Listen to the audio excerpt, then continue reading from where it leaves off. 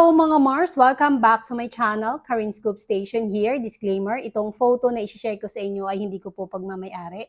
At i-credit natin ang owner nito. Today is July 30, 2024 ay nag-celebrate ang Eat Bulaga Team at Legit Dabarkads ng ika-45 years. Grabe, ang tagal na po pala sa ere ng Eat Bulaga mga Mars. Ayon nga kay Vic Soto, quote in unquote, after 45 years, totoo po na tumatanda na ang Eat Bulaga gaya ng sinasabi ng iba at di natin itinatanggi. Tumatanda pero tumatatag sa mga pagsubok. Tumatanda pero tumatagal sa paghahatid ng tuwa't saya. Kaya araw-araw, patuloy kami maghahatid ng kasiyahan, may kabuluhan, pinagsama-samang tuwa't saya para sa buong bansa at sa buong mundo. Para sa 5 years to 5 decades, tuloy ang mas masaya at mas makabuluhang bayanihan dito sa Eat Bulaga.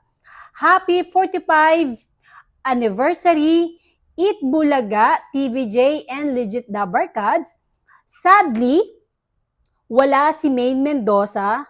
Hindi nila kasama na mag-celebrate ng ika-45 years anniversary, pero nag-post si Maine Mendoza sa kanyang broadcast channel ang kanyang main content sa Instagram.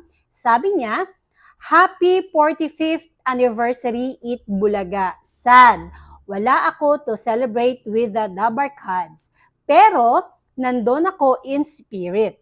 Celebrate lang din muna ng first year wedding anniversary with the husband. Arjo Atayde, of course.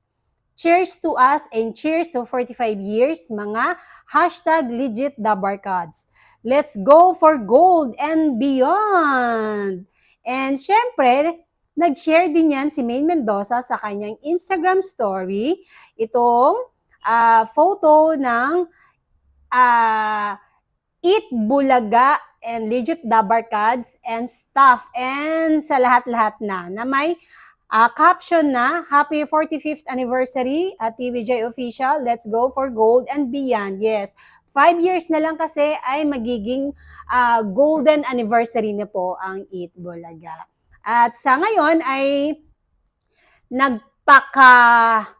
nagpakasaya ang ating mag-asawang Arjo Atayde and Maine Mendoza sa kanilang selebrasyon para sa kanilang kauna-unahang first year wedding anniversary. And that's it mga Mars. Thank you for watching this video. Please like, comment, share, subscribe for more scoops. Bye!